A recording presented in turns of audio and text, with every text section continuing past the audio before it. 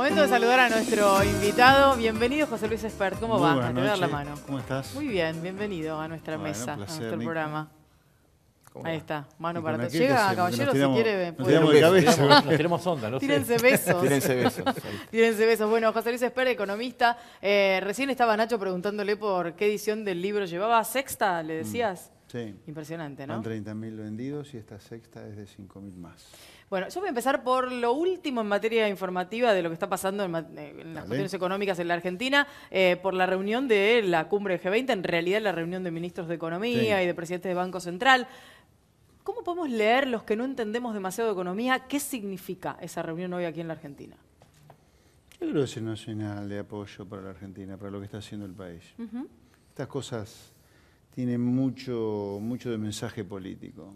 No son reuniones donde se vaya a decidir nada sustancial, pero el mensaje de dónde se hace tiende a ser un mensaje político de estas burocracias. ¿sí? Así que yo te diría, hoy el mundo, no dudo, por todo lo que está ocurriendo, los viajes de Macri, los que nos visitan, está viendo con beneplácito, yo no sé si tanto lo que está haciendo Argentina como que Argentina, no sé por cuánto tiempo, ojalá que para siempre, haya salido de lugares esquizofrénicos a los cuales nos llevaban los delincuentes del kirchnerismo, ¿no? Y, por ejemplo, pensamos, vos decís, no se resuelve nada, pero hay reuniones bilaterales o reuniones pequeñas, como la de Duhovne hoy, con el secretario del Tesoro de los Estados Unidos por el tema del acero y demás.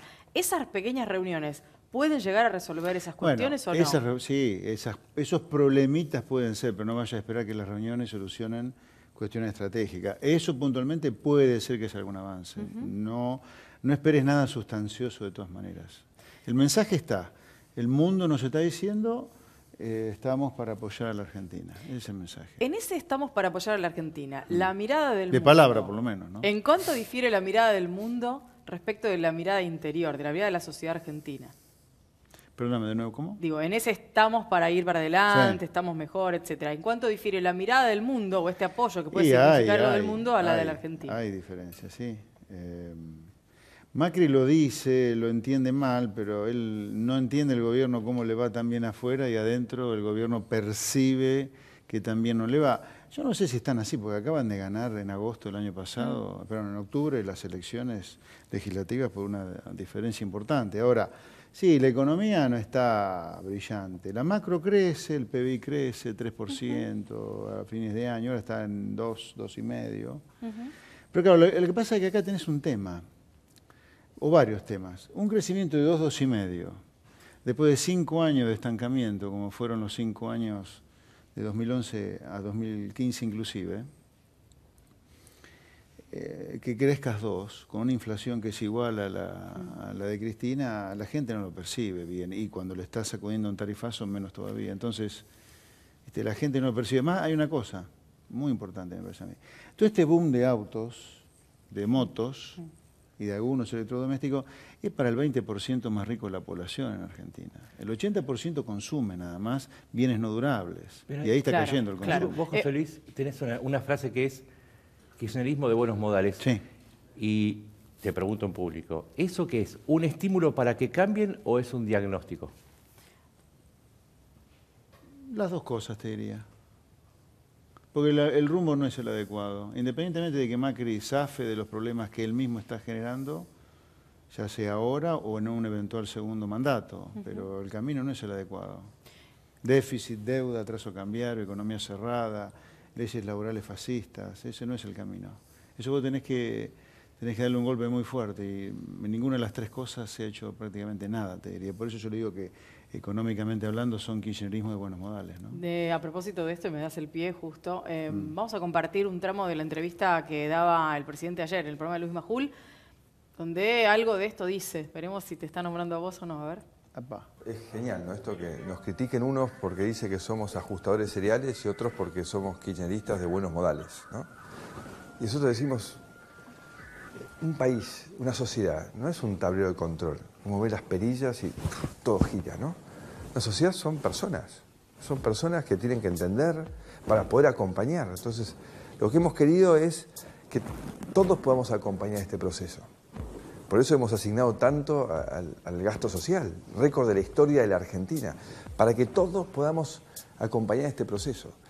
Y en este proceso lo que hay que mirar es la tendencia. Arrancamos con un país que tenía 30 y pico % de inflación, que era mentira, porque no teníamos ni siquiera un INDEC. Transparentar todo eso, sincerar todo eso, nos puso la inflación donde estaba, 40 y pico. Y de ahí venimos bajando. Que claramente yo querría bajar más rápido y que pensé que íbamos a bajar más rápido, ¿viste? Reconozco. Se equivocó el diagnóstico. Pensé que iba a bajar más rápido.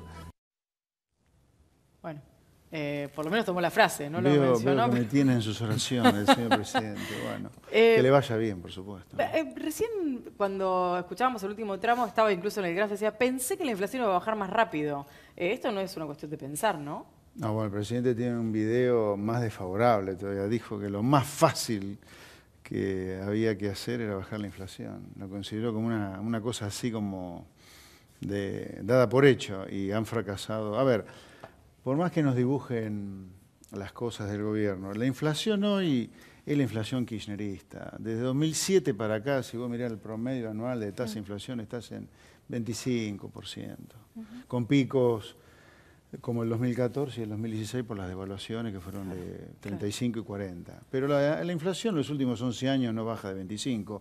Es cierto, a favor del gobierno, el 25 de hoy o de 2017 es con ajuste de tarifas y con mercados un poco menos regulados que antes. Claro, claro. Entonces una inflación, la núcleo es más baja, pero la núcleo, viste, la comemos nosotros los economistas, la gente percibe la inflación. Y la inflación es la misma que durante, yo te diría, de 2007 para acá. O sea, todos los dos mandatos de Cristina con la misma inflación y este primer mandato de Macri va a cerrar con una inflación parecida. ¿Nico? Han fracasado, sin duda, en la lucha contra la inflación. Cuando nosotros hablamos de inflación, atrás viene devaluación, atrás viene más inflación, se traslada a los precios y después nos cierran los números y hay que volver a devaluar y es como que siempre tenemos la misma historia y uno se pregunta si no hay alguna forma de hacer las cosas distintas. Si siempre hay atraso cambiario y tenemos que correr devaluando y atrás tiene que venir la inflación. Mira, la visión mía de Bosque es que Macri hasta ahora no significa ningún cambio de lo que yo creo que hay que hacer para cortar alguna decadencia que ya lleva 70 años. Los casos de Chile, de Perú, que son las estrellas de los últimos 25 años, bueno, Chile más todavía, casi 40, pero y más atrás en el tiempo Australia, Nueva Zelanda, Brasil en algunas cosas, demuestra que se pueden hacer las cosas de manera diferente, a diferencia nuestra que nos pasamos el tiempo repitiéndonos. En Argentina, en esto de repetirse, uno mira la evolución del dólar en el tiempo, la evolución de los precios, y van de la mano. O sea, los dos van juntos. A la larga, el dólar sigue a la inflación o la inflación sigue al dólar. Van los dos juntitos. Y es lógico porque mi hipótesis, demostrada creo yo, es que no paramos de repetirnos. Si no paramos de repetirnos, ¿por qué no va a seguir el dólar a la inflación y la inflación al dólar? Claro. Si estamos haciendo siempre lo mismo. Claro. O sea, este problema de, por ejemplo, durante la década kirchnerista, donde los que competían con importaciones, como decía Cristina, la levantaban con pala porque tenían la economía blindada, después eso mismo es lo que tiene la mirada de espejo, donde vos tenés un dólar barato y empiezan los sectores que competían con importaciones cómodamente antes a tener problemas para competir. Pero es lo mismo, ¿me entendés? El modelo que da vuelta. Es otra cara, la misma claro, manera. La misma. Nacho, perdón. Vos en tu libro le dedicás un espacio bastante grande al tema de la legislación laboral y el costo que implica. Y recién dijiste legislación fascista. Quizás eso te valió la mayor cantidad de ataques. ¿Lo podés explicar? Sí, pero, a ver, Argentina es un país en decadencia en parte porque nunca discute temas de fondo o lo discute poco, sino que como es un país con serias falencias culturales, discute descalificaciones o etiquetas. Gorila, ¿qué es ser gorila en el siglo XXI? Pedir que los delincuentes sindicalistas, ultraperonistas estén presos, ¿eso es ser gorila? Bueno, es fascista, pero es literal que es fascista. Perón copió la Carta del Laboro de Mussolini para armar toda la estructura legal laboral de Argentina. O sea, que me lo discutan a eso los que dicen, los que se ofenden por eso. Es así, es un hecho. ¿Que le molesta al peronismo que sea así el hecho? ¿El costo que tiene Argentina, cuánto es del costo total, cuánto se desagrega de esa realidad, de esa legislación alguna vez? Mirá, el costo de cada producto en promedio en Argentina... A ver, Argentina es el país que más grava en el mundo el consumo. Y dentro de ese gravamen al consumo, una parte es el costo laboral, no es todo, pero una parte importante. No, aparte de que el costo laboral, como hay una parte que está en cabeza del empleador, tiene una consecuencia que no es directamente sobre el bien de consumo, el precio, sino, por ejemplo, el empleo informal. Como que el costo laboral tiene algo de impacto en el precio de los productos que la gente compra, pero hay otra parte que no lo tiene y tiene efecto en otro mercado, que es el mercado de trabajo, donde vos tenés 5 millones de trabajadores en negro, según cifras oficiales. Un delirio, ¿no? Un delirio. Dabas recién 2 ejemplos de cómo el camino puede ser diferente de 2 países. Hablaste de Perú y hablaste de Chile. Sí. Sabemos que Perú tiene enormes problemas de corrupción, con presidentes presos, con presidentes cuestionados y probablemente que queden afuera si así lo decide la Asamblea Legislativa.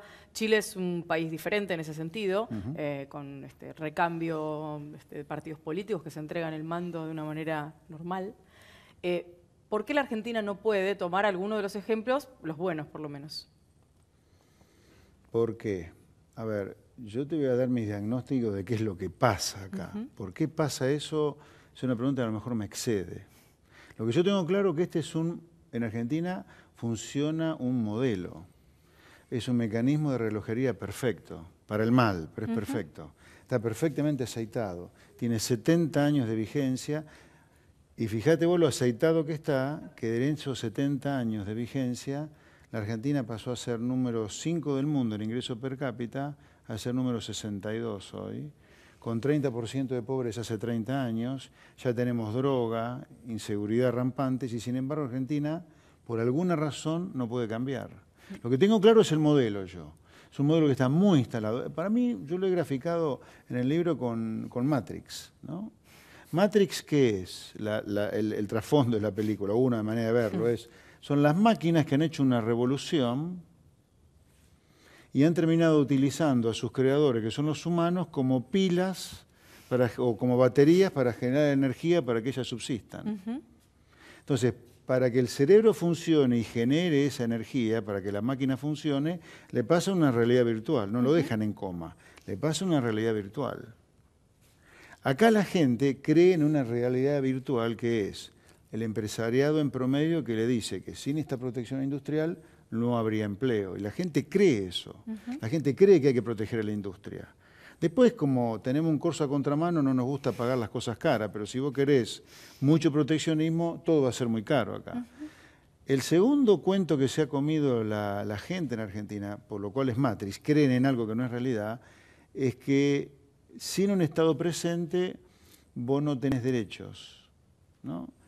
Sin déficit no creces. Y le ha creído la tercera aberración que cree esta sociedad, en que sin algún sindicalismo muy importante como este, el empresario directamente te exprime como un limón. Y en realidad lo que ha terminado ocurriendo es que estas 3 corporaciones, la política, la empresarial y los sindicatos, se han terminado fumando en pipa a la gente. Hoy vos tenés sindicalistas ricos, trabajadores pobres. Vos tenés empresarios ricos y la gente no es rica justamente. Y lo mismo que la política. ¿Qué político vive en, no sé, en un barrio normal? Están todos viviendo en Libertador, Figueroa Alcorta, en sí, muchos, o el Grueso. Claro. Entonces, este es un sistema que está muy aceitado, porque esas 3 corporaciones le han vendido este pescado podrido a la gente y la gente se lo cree en algún lugar. Si no, no estaríamos votando lo mismo hace 70 años, militares, radicales, peronistas, hasta liberales incluso, ¿no? Gasto público. ¿Cómo se hace en un país que tiene una enorme parte de la población dependiente de lo que vos definís la teta del Estado? Para achicar ese gasto de a poco o de golpe. Mira, hay cosas que podés hacer de golpe y otras no. Pero, por ejemplo, eliminar todos los componentes indexatorios que tiene el gasto público me parece clave, si no, no lo vas a poder bajar nunca. Pero aparte de acá hay una cosa que hay que entender. Nosotros tenemos 30% de pobres y el gasto público más alto de la historia argentina y de los más altos del mundo. Y si le corregís por el PIB per cápita nuestro, es el más alto del mundo. O sea, cuidado, que acá hay una falacia, que el gasto público soluciona algo, y yo te diría que en gran parte el gasto público que tenés ha causado mucha pobreza, porque con este gasto público y la presión impositiva que ese gasto público conlleva, la gente no es empleada por las empresas más eficientes, hemos tenido crisis de manera permanente que han hecho explotar la pobreza, así que el gasto público en Argentina no es ninguna solución a nuestros problemas, sino todo lo contrario, la causa. Es una primera cosa que habría que hacer. En lugar del bailecito del presidente el 10 de diciembre del 2015, él debería haber dado un discurso que tuviera estas cosas. Eso por un lado, eso en cuanto a la docencia que creo que hay que hacer. En cuanto a las medidas concretas, yo creo que el gasto público hay que desindexarlo, si no es imposible que lo puedas bajar. Y yo creo que el gasto público hay que bajarlo, sin duda. Y eso implica, pero hay que blanquear muchas cosas, por ejemplo, el sistema previsional. Las leyes jubilatorias dicen que hay que pagar el 82% móvil. Ahora, nadie dice que la realidad, no el invento mío, la realidad del sistema previsional, los ingresos que tiene el sistema, los aportantes versus los jubilados, se puede pagar solo un tercio móvil, no el 82% móvil. Ahora, nosotros nos mentimos y creemos que podemos pagar el 82% móvil. Entonces, ¿qué pasa? Como no lo podés pagar, porque no lo da el sistema, pero vos lo querés pagar, al jubilado lo terminás estafando, cambiándole la jubilación, entregándole un bono porque no lo ajustaste, ¿me entendés? Claro. Yo creo que acá hay que hacer una tarea muy, muy docente antes de pensar en muchas cosas, la verdad. Uno de los grandes relatos es que Argentina en tiempos de los liberales era la sexta potencia, ¿no? Vos sabés que según la estadística de Madison, que la han corregido ahora, llegó a ser número 1 del mundo. ¿En serio? En 1875 y 1876, estadística de Madison, hay que googlearlo. Justamente la actualizaron en las últimas semanas. Fue el número 1 del mundo Argentina en ingresos per cápita según esta base de datos. Hoy es 62. Bien. Entonces vos en tus libros siempre decís que el cerrar la economía, el controlarla, el someterla a los cada vez más impuestos y gastos, termina por traer esta decadencia. Vamos a la opuesta. ¿Qué posibilidades ves vos de que Argentina adopte una idea liberal, si pensás que es posible, y si pensás que no es posible, ¿por qué? A ver, los politólogos que yo respeto dicen que Argentina está en una situación para cualquier cosa. Para un político liberal que atraiga a la gente, para un candidato del narcotráfico también, para que siga como está, pero está para cualquier cosa. Está para un cambio liberal, te diría, si apareciera la figura. ¿Quiénes son esos politólogos que respetás? ¿Cómo? ¿Podemos saber quiénes son esos politólogos que respetás? No. No. Teníamos ganas de conocer esos nombres. Estilo Esper. Así que yo no podría descartar una opción liberal hoy, si es cierto lo que dicen estos politólogos, ¿no? Ahora, perdóname, aunque sea un neófito en materia política o un ignorante directamente, yo soy más escéptico de que haya chances de alguna opción liberal en Argentina hoy. La Argentina tiene la cabeza muy quemada. Porque si esta gente que está gobernando hoy, que supuestamente son la antítesis de los anteriores, ¿viste? Estamos discutiendo problemas muy parecidos a los anteriores, ¿viste? Como acá hay un sistema, yo insisto, es un sistema. Claro. A esta altura es un sistema, pero a mí me impresiona lo aceitado que está. Recién hablabas, dijiste que no eras un experto en cuestiones políticas, pero ¿hay alguna encuesta de estos últimos días a propósito de que ya se ha lanzado una suerte de inicio para la reelección, julio como fecha, el 15 de julio después del Mundial, etcétera, planteando que las cuestiones no van a definirse desde lo económico, sino que si no hay cambios en lo político, difícilmente puede haber una reelección de este gobierno? ¿Vos hacés la misma lectura o pensás que la economía sigue teniendo... ¿Cómo? A ver, ¿cómo? Que si no se resuelve en cuestiones políticas, o sea, que la definición de una reelección no vendrá de la mano de la economía, sino de la mano de decisiones políticas. ¿Pensás que es así o crees que la economía siempre tiene su lugar de importancia a la hora del voto de los argentinos? A ver, como yo estoy siempre en un lugar absolutamente neutral desde lo político, yo te digo la verdad... mía, pero fría. Yo creo que la economía puede darte sorpresas para bien y para mal de acá a ¿qué falta? 1 año y medio para la elección presidencial. Mirá, las noticias buenas, por ejemplo, son las que pueden ocurrir entre abril y mayo si Argentina otra vez es declarada como país emergente y lo sacan de la categoría de fronterizo, Morgan Stanley. Eso puede ser una noticia buena. Tenés una noticia mala que es la sequía, que no sabemos cuánto va a pegar la sequía. En la oferta de dólares, en la demanda de maquinarias y de pick-ups del campo, y el consumo en las ciudades cercanas al campo. El Banco Central hace 2 semanas que no para vender dólares, por ejemplo. Sí. Ha vendido ya 1.200 millones de dólares para bajar el dólar 50 centavos. Estamos con problemitas que yo diría, la economía me parece que puede dar mucho que hablar todavía. Yo no la subestimaría en el peso que puede tener de acá las elecciones. ¿Qué opinas cuando Sturzenegger dice que se sabe lo que hay que hacer para eliminar la inflación de golpe y no dice qué es lo que hay que hacer? O sea, ¿qué es lo que crees que Sturzenegger pensaba y cuál sería la mejor forma de cortar la inflación de cuajo? Qué raro, un banquero central cuya función es bajar la inflación en el caso nuestro, que desde que asumió no la pudo bajar nada, bien medida, ¿no? Por supuesto, porque estos tipos han encontrado el nirvana de compararnos contra el 2016 la inflación. Claro, en el año que vos devaluaste fuerte, ajustaste tarifa, cualquier mes posterior va a ser menor la inflación. Entonces, un presidente que no ha logrado bajar la inflación, que es un fracaso hasta ahora como presidente del Banco Central, te dice, pero yo tengo las soluciones. Yo no sé cómo le da la cara. ¿No se le cae la cara de vergüenza a Sturzenegger cuando lo dice? ¿Seguirá? ¿O el que se está mencionando puede llegar a...? Eso no tengo idea. Pero la frase es una estupidez. ¿Nacho? No, me quedé pensando en esto de los buenos modales. ¿La economía es esclava de la política en este punto? Vos, esto que hablas de no poder cambiar, ¿es tan esclava de la política?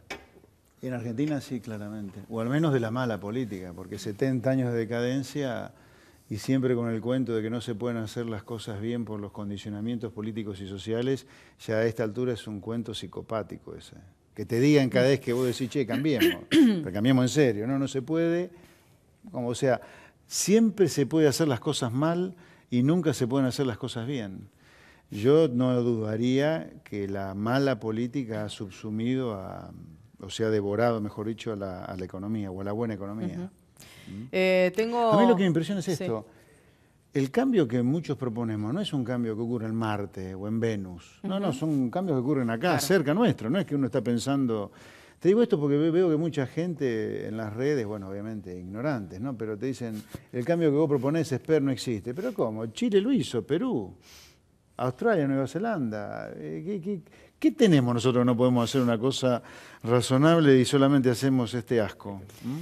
José Luis, te quiero proponer algo que es una serie de definiciones en función de unos señores que van a ir apareciendo en pantalla. Vamos con el primero. A ver, Axel Kicillof, una definición sobre el diputado y exministro de Economía. Un ignorante. Así. ¿Sí? Segundo. Ahí está, Nicolás Dujovne, el actual ministro de Hacienda. Más tibio que la leche tibia, te diría. Un tibio. El siguiente es Carlos Melconian. Me parece un muy buen profesional, Carlos. ¿Pensás que se fue por alguna razón que no contó? Eso no tengo idea. Es raro que se haya ido, a ver, viniendo de donde viene él, de las ideas que en general tiene, que haya salido y después haya ocurrido lo que ha ocurrido con el plan antiinflacionario, el relajamiento de meta, me parece que ahí debe haber habido algún cortocircuito. Sospecho que él hubiera sido más duro o menos blando de lo que el gobierno está haciendo con la inflación. Con el próximo algo anticipaste, pero es Federico Sturzenegger, el presidente del Banco Central. A ver, Sturzenegger tiene créditos académicos extraordinarios. Habrá sido un desastre cada vez que hizo política económica concreta. Fue secretario de Política Económica con Cavallo. O sea, de Sturzenegger es parte responsable del desastre del 2002. Y ahora dice cosas como las que ustedes me comentaron. ¿Qué dijo? Dijo otra el fin de semana también, que es una estupidez grande como un edificio, que es que la deuda pública argentina es baja. No es mentira. Sí, yo no sé por qué mienten. Porque es tan fácil comprobarle mentira googleando. Te vas a la banco de datos del Fondo Monetario, que es la autoridad de aplicación en materia fiscal en el mundo, y encontrás que la deuda pública argentina no es bajísima. Es una alta deuda pública. Es más, con esta deuda pública argentina defaulteó la deuda en 2001. Yo no digo que vaya a defaultearla, no hay ninguna chance de la defaultea ahora la deuda. Te quiero decir, no puede decir, es una estupidez política, ¿me entendés? Vos no puedes decir como presidente del Banco Central que la deuda pública es baja cuando con esta deuda defaulteaste la deuda. El siguiente es un viejo conocido de muchos, Domingo Cavallo. Yo creo que es de las personas que más daño le ha hecho a las ideas liberales de Argentina. Porque si bien él le vive echando la culpa a Duhalde de todo lo que pasó, en realidad el gran responsable de lo que ocurrió en 2001-2002 es él. Pero no por lo que hizo en 2001, tanto como lo que hizo previamente cuando estuvo con Menem. Porque si bien la reforma pro mercado que él hizo fue extraordinaria, la arruinó con el desastre fiscal que hizo con Menem. Así que y como la gente asoció, a ver, lo que te voy a contar demuestra las falencias culturales de Argentina. ¿Qué tuvo que ver la crisis 2001-2002 con la desregulación de mercado, la privatización de empresas públicas, el clima de libertad que había de hacer lo que querías con tu dinero? Nada. Porque si la libertad genera crisis, evidentemente somos un conjunto de simios drogados acá. No tenés que, claro, si somos libres hacemos desastre. Entonces no tiene nada que ver la libertad con la crisis. Cavallo, en esta sociedad ignorante, por supuesto, arruinó esas ideas por el desastre fiscal que hizo Argentina. Comienza el desastre cuando defaultea la deuda. Y eso fue porque acumulaste mucha deuda antes. Así que yo creo que Cavallo es el hombre más dañino que tuvo el liberalismo en la historia. El último, a ver si lo conoces. Una definición sobre usted mismo, caballero. Amo a mi familia. José Luis, gracias por haber venido esta noche. Un placer. Pausa, ya volvemos.